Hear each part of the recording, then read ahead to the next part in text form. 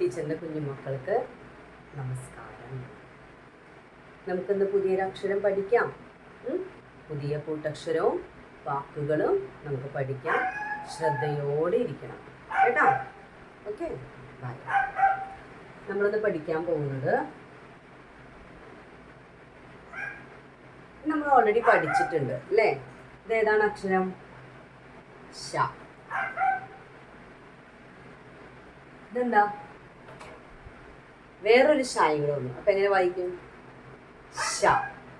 കുറച്ച് കൂടെ ഉറപ്പിച്ച് വായിക്കണം. എന്താണ്? ശ. മനസ്സിലായോ? അപ്പോൾ ഈ കൂട്ടക്ഷരമാണ് നമ്മളിന്ന് പഠിക്കാൻ പോകുന്നത്. അതുമായിട്ട് ബന്ധപ്പെട്ട വാക്കുകളും നോക്കിയിരിക്കുക.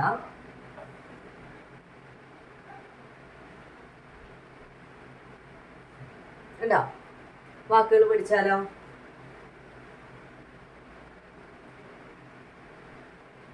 ഇതെന്താ? മു,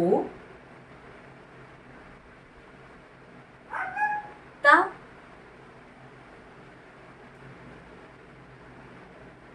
ശ, ഇൻ. കൂട്ടി വായിക്കുമ്പോ മുത്തശ്ശൻ അല്ലേ? മുത്തശ്ശൻ എന്ന് പറഞ്ഞാൽ ആരാ? ഗ്രാൻഡ്പ അല്ലേ? അടുത്തത് മു, ത, ശി. കണ്ടാ? മുത്തശ്ശി അല്ലേ? മുത്തശ്ശി. അതാരായിരിക്കും? ഗ്രാൻഡ്മ അല്ലേ? അച്ഛൻ്റെയോ അമ്മയുടെയോ അച്ഛനെയും അമ്മേനെയും പറയുന്നതാണ് മുത്തശ്ശൻ, മുത്തശ്ശി. മനസ്സിലായോ? Grandpa, grandma. ഓക്കെ, മുത്തശ്ശൻ, മുത്തശ്ശി. ഇത് ഗ്രാൻഡ്പ, ഇത് ഗ്രാൻഡ്മ. ഓക്കെ, അടുത്ത വാക്ക്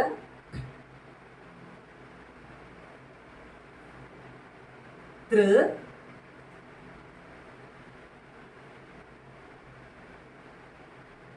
ശു, ഇർ. എന്താണ്? തൃശ്ശൂർ അല്ലേ? ഒരു ജില്ലയാണ് തൃശ്ശൂർ. ഇതെങ്ങനെയാണ് എഴുതുന്നത്? Okay, yes. അടുത്തത് ഒരു ഭക്ഷണത്തോടൊപ്പം നമ്മൾ കഴിക്കുന്ന ഒരു കറിയാണ്,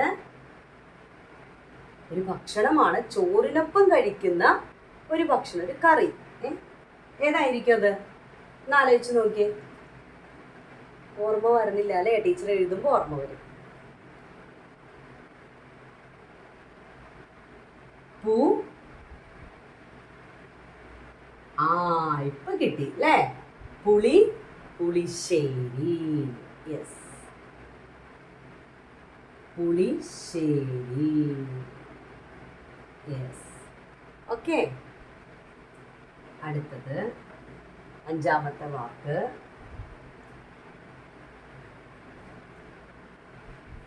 കു, ഡി, ശി, ക. കുടിശ്ശിക. എന്താണ് കുടിശ്ശിക? നമ്മൾ ആർക്കെങ്കിലും കൊടുക്കാനുള്ളത് അല്ലേ? കൊടുക്കാൻ ബാക്കിയുള്ളത് അല്ലേ?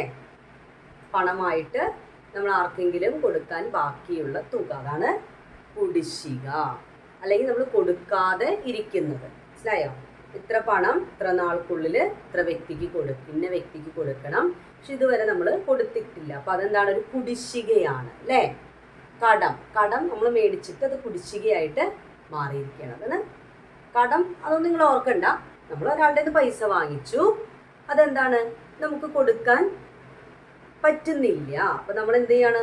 ഇതിങ്ങനെ കൂടി കൂടി വന്നിട്ട് കുടിശ്ശികയായിട്ട് കിടക്കുകയാണ്. കുടിശ്ശിക. മനസ്സിലായോ? നമുക്ക് കൊടുക്കാൻ പറ്റാത്ത പണം, തിരിച്ച് അടയ്ക്കാൻ പറ്റാത്ത പണം, അതാണ് കുടിശ്ശിക. നമ്മൾ ആവശ്യത്തിന് എടുത്തു, പക്ഷെ നമുക്ക് തിരിച്ചടയ്ക്കാൻ പറ്റാതെ ഇരിക്കുന്നതാണ് കുടിശ്ശികയായിട്ട് വരുന്നത്. മനസ്സിലായോ? അതാണ് കുടിശ്ശിക. അടുത്തത് പ, ര, ഷി രാ ജ. എന്താണ്? പഴശ്ശിരാജ. അല്ലേ? സിനിമയുണ്ട് അല്ലേ? ഓർക്കണില്ലേ? പഴശ്ശിരാജ ഒരു രാജാവ് കൂടിയായിരുന്നു. അദ്ദേഹത്തിന്റെ കഥയാണ് ആ സിനിമയിൽ പറയുന്നത് അല്ലേ? പഴശ്ശിരാജ ഒരു പ്രഭു ഉണ്ടായിരുന്നു, ഒരു രാജാവ് ഉണ്ടായിരുന്നു. ഈ പേരിലൊരു സിനിമയുണ്ട്. അദ്ദേഹത്തിന്റെ കഥയാണ് അതിൽ പറയുന്നത്. മനസ്സിലായോ? ഇങ്ങനെയാണ് ഈ ഷ ഉപയോഗിച്ചിട്ടുള്ള വാക്കുകൾ. മുത്തശ്ശൻ, മുത്തശ്ശി, തൃശ്ശൂർ, പുളിശ്ശേരി, കുടിശ്ശിക, പഴശ്ശിരാജ. കിട്ടിയോ? വാക്കുകൾ വായിച്ചുകൊണ്ടേയിരിക്കുക, ഇടയ്ക്കിടയ്ക്ക് പറഞ്ഞുകൊണ്ടേയിരിക്കുക. വായിച്ചത് എഴുതാനായിട്ട് ശ്രമിക്കുക. ന്യൂസ് പേപ്പർ കൂടുതലായിട്ട് വായിക്കാൻ പറ്റുന്നുണ്ടെങ്കിൽ ഇതുപോലുള്ള അക്ഷരങ്ങൾ നിങ്ങൾക്ക് കൂടുതലായിട്ട് കാണാൻ പറ്റും, വായിക്കാനും സാധിക്കും. ഓക്കെ, വായിക്കാൻ മറക്കരുത്. 15 മിനിറ്റ് മുടങ്ങാതെ വായിക്കണം. നെക്സ്റ്റ് ക്ലാസ്സിൽ കാണാം. നന്ദി. ശുഭദിനം.